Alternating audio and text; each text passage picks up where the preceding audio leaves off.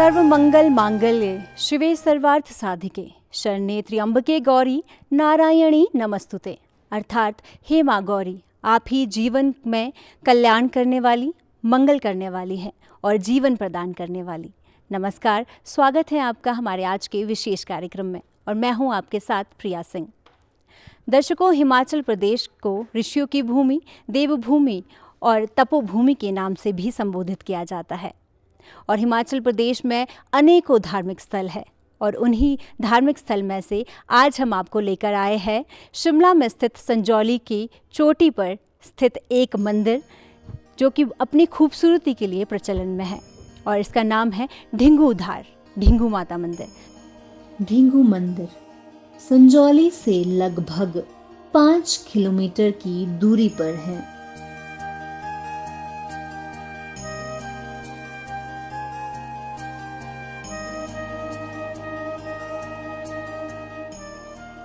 माना जाता है कि पहाड़ी के बीच में बसा ढिंगू माता मंदिर 19वीं शताब्दी का है। मंदिर लगभग 100 साल पुराना है।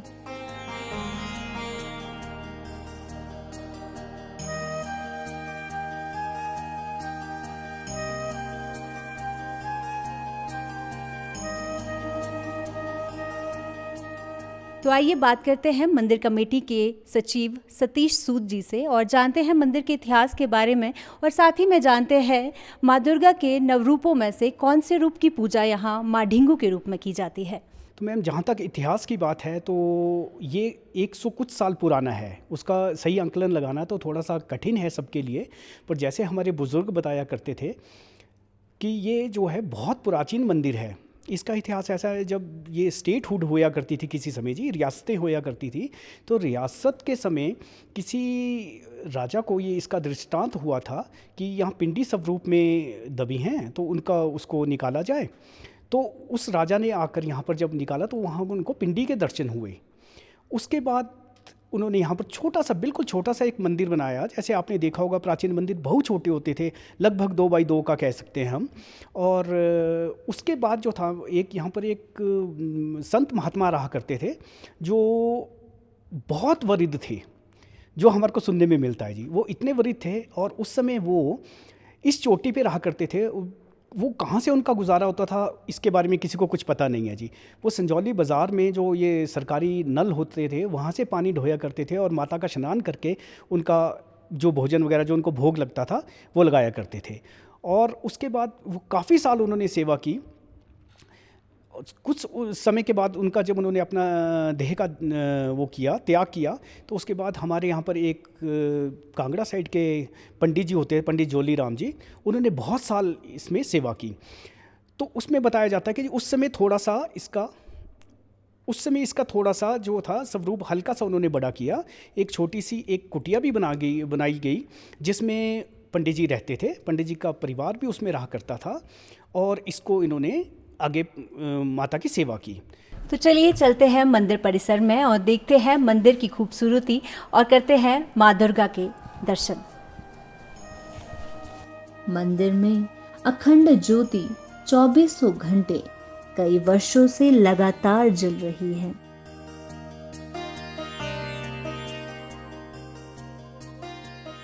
मैम, आपने अगर देखा होगा तो अंदर एक दीपक जल रहा है। वो कहते हैं कि ये 100 साल से पुराना दीपक है जी, और ये दीपक आज भी चल रहा है। जैसा कभी वो महात्मा के टाइम पे चला करता था, वो उस समय वो कैसे जलता था ये किसी को पता नहीं है, पर उस समय से ये दीपक आज तक बुझा नहीं है जी। ये दीपक और अखंड ज्योति आज भी जल रही है।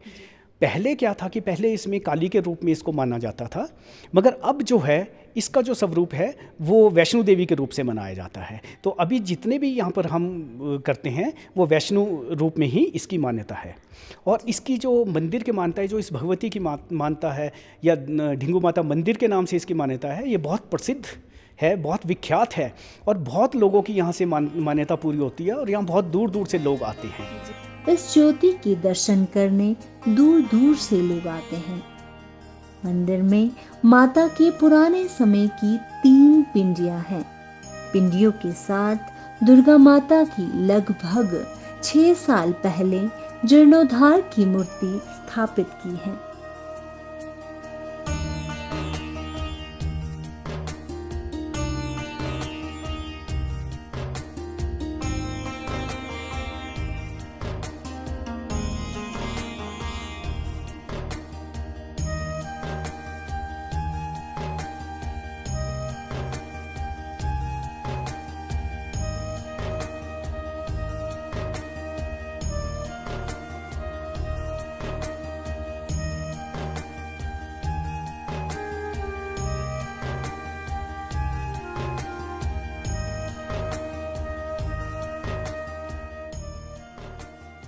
मंदिर में राम, लक्ष्मण, सीता,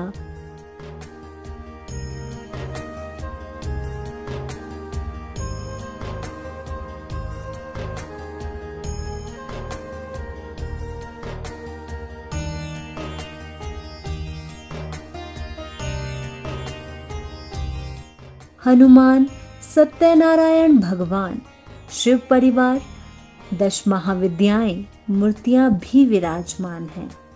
तो आइए बात करते हैं यहाँ के पुजारी जी से। नमस्कार सर। नमस्कार जी। सर, आपका नाम और कितने साल से आप यहाँ पे काम कर रहे हैं? मेरा नाम आशीष गौतम है। मैं पिछले 6-7 साल से यहाँ पे काम कर रहा हूँ, माता जी की सेवा कर रहा हूँ। जी, क्या कुछ पूरी दिनचर्या रहती है? कैसे सुबह से ही माँ की पूजा आराधना शुरू हो जाती है? यहाँ सुबह हम 5:30 बजे मंदिर के कपाट खोलते हैं। उसके बाद भगवती का स्नान किया जाता है, जैसे आप देख रहे हैं 3 पिंडियाँ हैं। और उसके बाद 6 बजे भोग लगता है माता को। और उसके बाद जो है वो श्रद्धालु जन जो है वो यहाँ पे दिनचर्या के साथ शुरू हो जाते हैं चलने। और दिन भर काफ़ी ज़्यादा रश रहता है। और उसके बाद हर संडे को यहाँ पे भंडारे का आयोजन किया जाता है, जो लोगों के द्वारा किया जाता है। कौन कौन सी माता की मूर्तियाँ यहाँ पर स्थापित हैं? यहाँ पे 3 पिंडी रूप में आपने देखा होगा, 3 महालक्ष्मी, महासरस्वती और महाकाली, ये 3 हैं यहाँ पे। और उसके बाद आप देख रहे होंगे दीवार के ऊपर एक बड़ी प्रतिमा है माता जी की, वो प्राचीन मूर्तियाँ हैं यहाँ। जी, भोग का बहुत महत्व रहता है, तो भोग किस किस तरह का, क्या रोज़ एक ही तरह का भोग माँ को लगाया जाता है? नहीं, यहाँ पे जैसे सोमवार वाले दिन यहाँ पे माँ भगवती के लिए खीर का भोग लगता है, मंगलवार को हलवे का है, वैसे बुधवार को, ऐसे अलग अलग दिन अलग अलग भोग लगता है जी यहाँ पे। हाँ जी। जी, आप यहाँ पे सेवाएं दे रहे हैं काफ़ी साल से, और भी यहाँ आपके साथ साथी है जो और सेवाएं, यहाँ पे कितने पुजारी हाँ, यहाँ पे पुजारी इस वर्ग मंदिर है में? यहाँ पे। हाँ जी, यहाँ पे 4 पुजारी हैं हम जी। तो वह टर्न बाय टर्न जो है वो यहाँ पे शिफ्ट बाय शिफ्ट जो है वो सेवा देते हैं यहाँ। नवरात्रों का पर्व जो है वो बहुत ही महत्व है श्रद्धालुओं के लिए और माँ के भक्तों के लिए। तो क्या कुछ उस टाइम कितने ज़्यादा तादाद में श्रद्धालु यहाँ पे आते हैं और कैसे, क्या कुछ पूरा दिन रहता है? नवरात्रों में ऐसा है कि नवरात्रों में पहले नवरात्रि से यहाँ पे काफ़ी ज़्यादा रस होता है। और काफ़ी श्रद्धा जो है वो लोगों की मंदिर के साथ जुड़ी, आस्था का केंद्र है ये एक। तो काफ़ी ज़्यादा सुबह से ही लाइनों में रस शुरू हो जाता है। और दोपहर को हर इसमें भंडारा किया जाता है और भजन कीर्तन कुछ ना कुछ चला ही रहता है, यानी कि शाम तक ना जी। लोगों की आस्था की बात करें तो वो बढ़ती ही जा रही है माँ के प्रति, तो उस पर आपका क्या कहना है कि आस्था क्या, किस चीज़ का प्रतीक है? यहाँ लोगों की मनोकामनाएं बहुत जल्दी से जल्दी पूरी होती हैं। जो भी आप मांगेंगे वो भगवती जल्दी से जल्दी पूरी, इसीलिए यहाँ जो है वो भंडारों का आयोजन किया जाता है।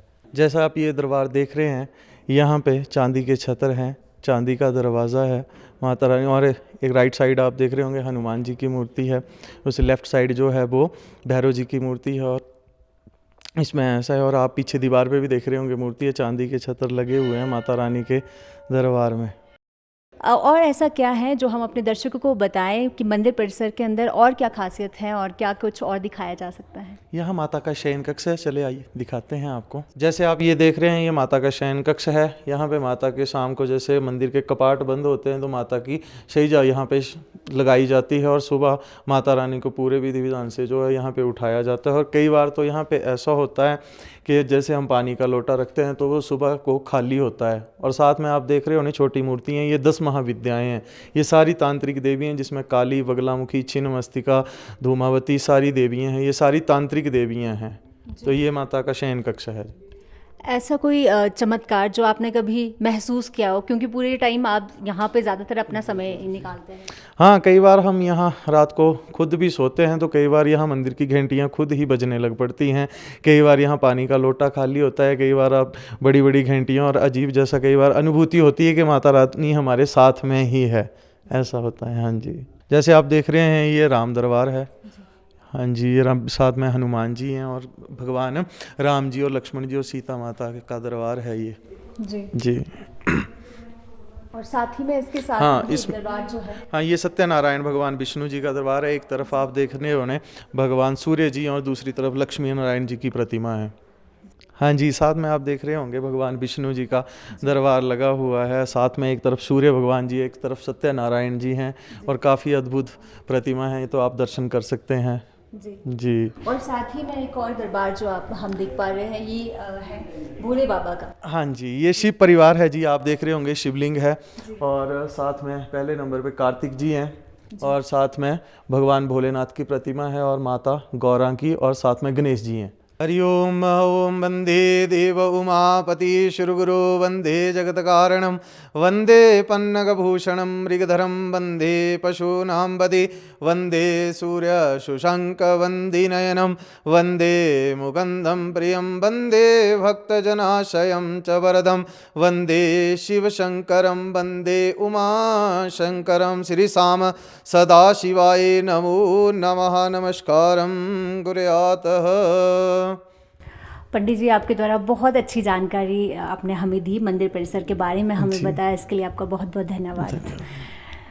तो दर्शकों, अब हम चलते हैं मंदिर परिसर के बाहर और देखते हैं शिमला शहर का खूबसूरत नज़ारा।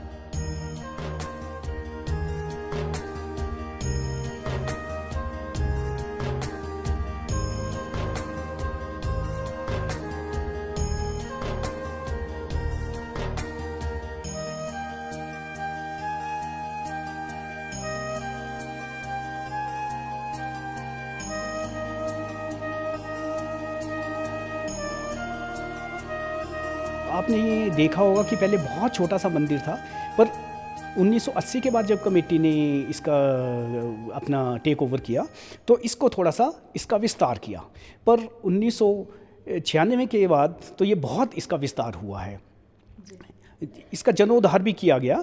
तो इसमें एक आपने देखा होगा कि पहले एक जो शयन कक्ष है उसमें एक मूर्ति लगाई गई, मूर्ति है जो ढिंगू माता मंदिर के नाम से लगी है, पहले वो मूर्ति हुआ करती थी। फिर जब इसका जीर्णोद्धार किया तो इसमें बड़ी मूर्ति लाई गई। इसको लगभग हमारे को 6 साल हो गए हैं, 6 साल से जो बड़ी मूर्ति है उसका हुआ है, और वो जून के महीने में लगी गई थी। और हर साल उसका हम दिवस भी मनाते हैं, माता का एक तरह से हम कह लो कि बर्थडे मनाते हैं जी। तो वो 21 जनवरी के दिन मनाया जाता है, जिसमें इसमें भंडारा होता है, और उससे पहले यहाँ पर दुर्गा भगवती के पाठ वगैरह बिठाए जाते हैं। दर्शकों, मंदिर में कुछ श्रद्धालु भी हमसे मिले हैं, तो चलिए बात करते हैं इनसे। आपका नाम? ईशु। और आपका? आंचल। अरुणा। ईशु, आप कहाँ की रहने वाली हैं और कितनी मान्यता है आपको माँ दुर्गा के प्रति? मैं संजौली में रहती हूँ और दुर्गा माता की बहुत ही मतलब यहाँ पे आस्था है। हम यहाँ मंदिर आते हैं तो यहाँ पे बहुत ही शांति मिलती है, यहाँ का व्यू बहुत ही अच्छा है और यहाँ पे भंडारा भी बहुत ही अच्छा मिलता है। जी, भंडारे की आपने बात की हो, तो भंडारा खाने मतलब आप हमेशा आती है, और क्या कुछ आपको अच्छा लगता है उसमें? मतलब कि वो प्रसाद ही एक तरह की बहुत ही अच्छा होता है, ये ऐसा मतलब ऐसा टेस्ट कहीं भी नहीं आता है। जी, आप बताइए आपको क्या अच्छा लगता है यहाँ पे, और आप कब कब यहाँ आती हैं? मैं बचपन से इधर रही हूँ और मैं हर संडे को मंदिर आती हूँ। मंदिर आके मुझे बहुत अच्छा सा फील लगता है। इसकी जो लोकेशन एंड व्यू है वो बहुत ही अच्छा है, जो श्रद्धालुओं को काफ़ी अच्छा लगता है यहाँ पे आके, और काफ़ी यहाँ पे पीसफुल यहाँ पे मोमेंट रहता है।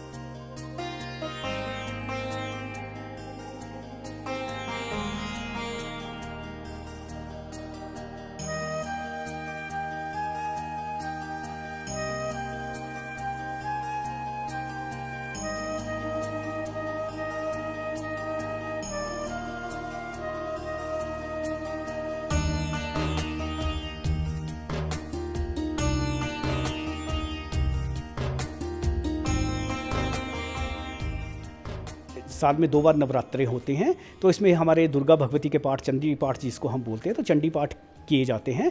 इसमें ब्राह्मण लोग बैठते हैं, 5 ब्राह्मण 6 ब्राह्मण ऐसे बैठते हैं, और वो 7-8 दिन तक उसका पाठ चलता है। तो भंडारे जो है वो हर नवरात्रि में रोज़ भंडारा होता है, वो पब्लिक की तरफ से होता है। और अष्टमी का भंडारा जो है वो चाहे शरद नवरात्रों की हो, चाहे वैसाख नवरात्रों की अष्टमी हो, उसका जो भंडारा होता है वो सभा की तरफ से ही होता है। संबंध को जोड़ना एक कला है, लेकिन किसी संबंध को निभाना एक साधना है। जिंदगी में हम कितने सही और कितने गलत हैं, ये सिर्फ 2 ही शख्स जानते हैं, एक ईश्वर और दूसरी हमारी अंतरात्मा। नमस्कार।